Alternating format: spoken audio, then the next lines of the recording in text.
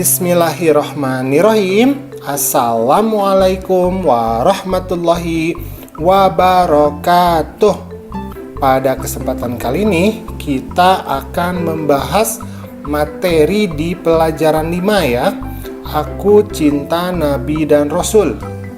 Adapun submateri yang akan kita bahas pada kesempatan ini adalah bagian keduanya ya, yaitu kisah teladan Nabi Musa alaihi salam. Nabi Musa itu dilahirkan pada masa di zaman Raja Fir'aun di Mesir ya. Pada masa itu, Fir'aun itu memerintahkan setiap bayi laki-laki yang lahir itu harus dibunuh karena ada pengaruh dari mimpinya.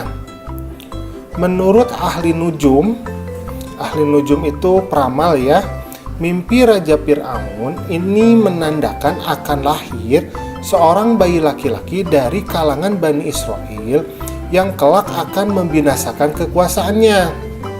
Nah, karena Raja Fir'aun ini terkenal karena kesombongan dan mengaku dirinya sebagai Tuhan, maka dia memerintahkan setiap bayi itu, laki-laki itu harus dibunuh. Tetapi Allah Subhanahu wa Ta'ala ini melindungi Nabi Musa kecil ya, yang baru dilahirkan, dengan menurunkan suatu ilham kepada ibu Nabi Musa agar anaknya itu dimasukkan, masih bayi ya, ke dalam sebuah peti, kemudian dihanyutkan ke sungai Nil. Nah, bayi Musa ternyata diselamatkan oleh seorang wanita yang bernama Asyah. Nah, yang uniknya, Asyah ini ternyata adalah istri dari Fir'aun itu sendiri. Nah, melihat anak yang dibawa oleh Asyah itu, Fir'aun marah. Akan tetapi, karena bujuk rayu dari Asyah, Fir'aun ini luluh hatinya. Ia tidak jadi membunuh Nabi Musa yang masih bayi. Suatu ketika, Nabi Musa kecil ini menangis karena kehausan. Asyah kemudian memerintahkan para pengawalnya untuk mencari ibu yang dapat menyusui bayi itu. Maka berdatanganlah banyak wanita-wanita yang ingin menyusui bayi Musa tersebut. Namun setiap kali ada wanita yang hendak memberinya susu, bayi Nabi Musa ini tidak mau, ia tetap menangis. Sampai akhirnya datanglah seorang wanita. Nah, wanita ini bernama Yukabat. Wanita ini kemudian menggendong dan menyusuinya. Maka seketika itu juga Nabi Musa kecil itu terdiam dan berhenti menangis sampai tertidur nyenyak.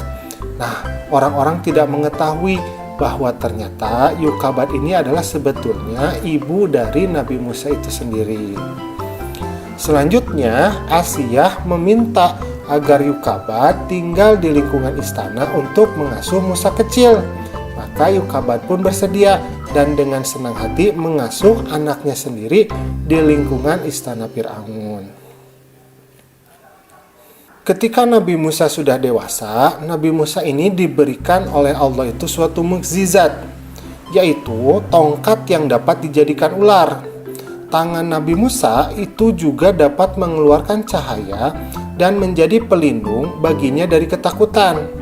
Nah, kedua mukjizat inilah yang dijadikan Nabi Musa untuk melawan Fir'aun bersama tukang sihir dan para pengawalnya.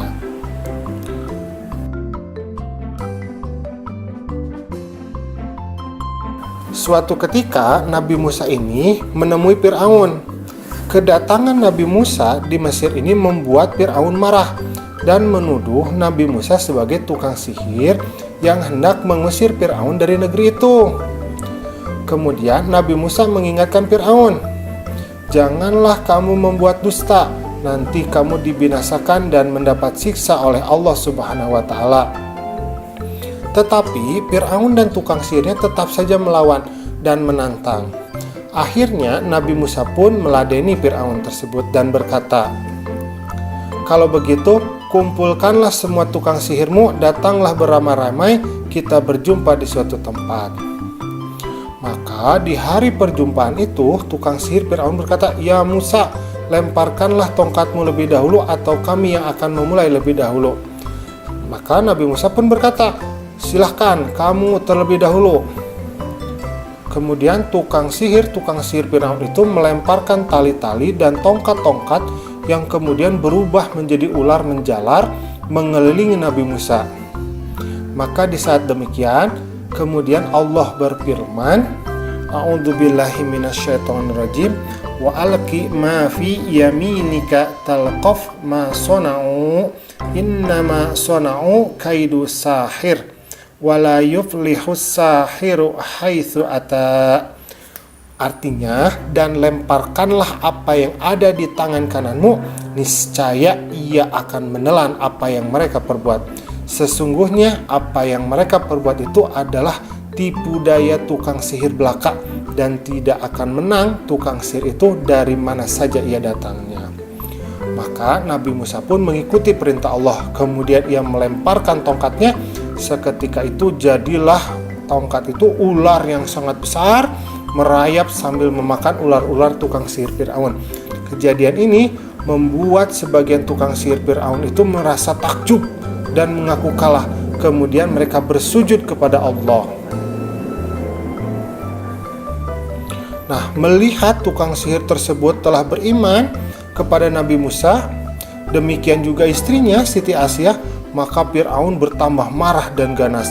Bersama bala tentaranya, dia kemudian menyiksa orang-orang yang beriman termasuk istrinya sampai mati.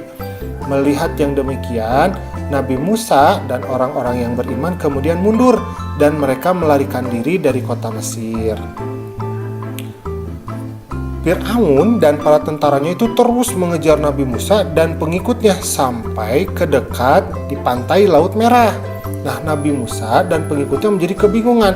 Pada saat itulah turun wahyu dari Allah yang memerintahkan agar Nabi Musa memukulkan tongkatnya ke permukaan Laut Merah. Maka tiba-tiba saja Laut Merah itu membelah menjadi dua bagian dan terbentanglah jalan yang panjang di hadapan mereka. Nabi Musa pun beserta pengikutnya terus berlari mengikuti jalan panjang yang telah terbentang menuju seberang. Nah, di kejauhan terlihat Firaun dan bala tentaranya, mereka terus mengejar Nabi Musa. Akhirnya sampailah Nabi Musa itu di seberang dengan selamat. Sementara Firaun dan tentaranya itu masih berada di pertengahan jalan. Maka di saat itulah Allah kemudian mengembalikan Laut Merah seperti biasa. Firaun dan tentaranya pun kemudian ditelan oleh air laut. Maka demikianlah itu pembalasan dari Allah terhadap orang-orang yang durhaka.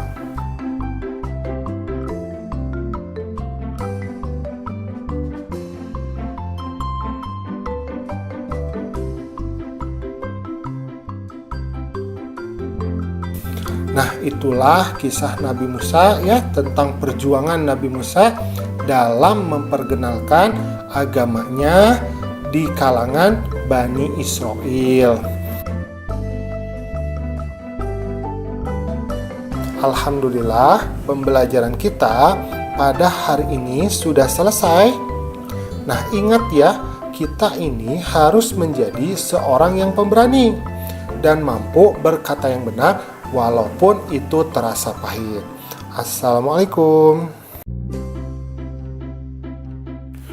Bismillahirrahmanirrahim. Assalamualaikum warahmatullahi wabarakatuh.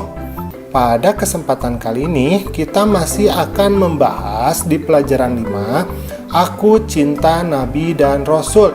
Adapun submateri yang akan kita bahas pada kesempatan kali ini yaitu tentang kisah Nabi Harun alaihi salam ya. Kalau kemarin kan kita sudah membahas tentang kisah Nabi Musa ya.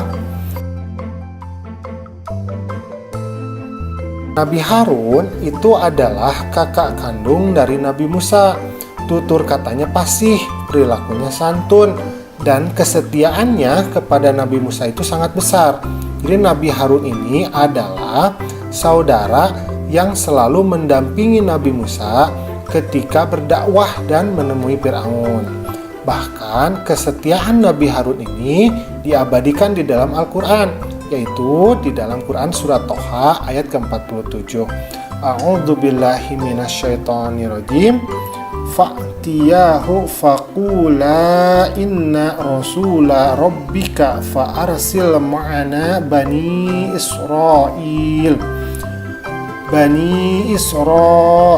wa la tu'adzibhum qad ji'naka bi ayatin min rabbik wassalamu ala manittaba'al huda. Artinya, maka datanglah kamu berdua kepadanya, kepada Fir'aun, dan katakanlah, sungguh kami berdua adalah utusan Tuhanmu. Maka lepaskanlah Bani Israel bersama kami, dan janganlah engkau menyiksa mereka. Sungguh kami telah datang kepadamu dengan membawa bukti atas kerasulan kami dari Tuhanmu, dan keselamatan itu dilimpahkan kepada orang yang mengikuti petunjuk. Nabi Musa dan Nabi Harun ini selalu membela orang-orang yang tertindas, terutama kaum Bani Israel yang ditindas oleh bangsa Kipti Mesir ya, dan berhasil mereka selamatkan.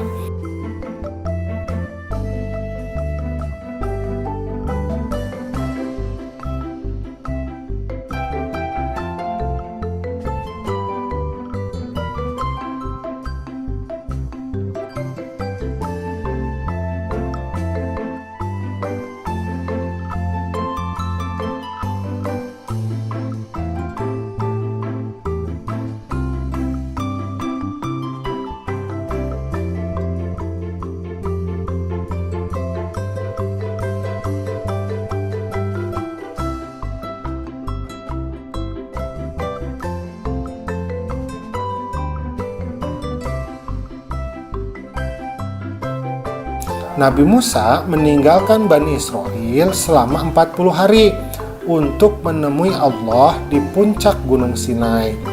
Kemudian Nabi Harun ini diserahi untuk menjaga kaumnya.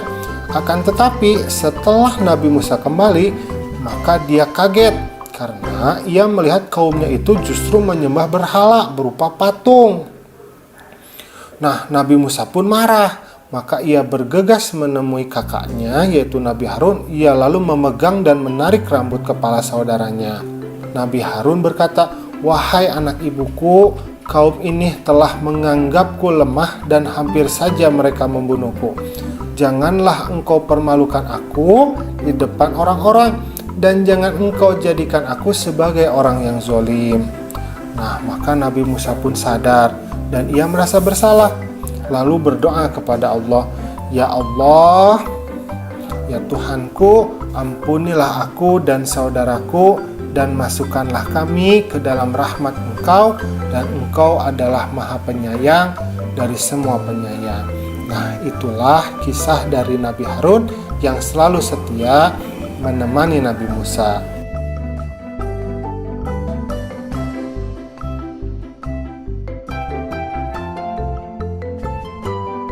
Alhamdulillah, pembelajaran kita sudah selesai ya.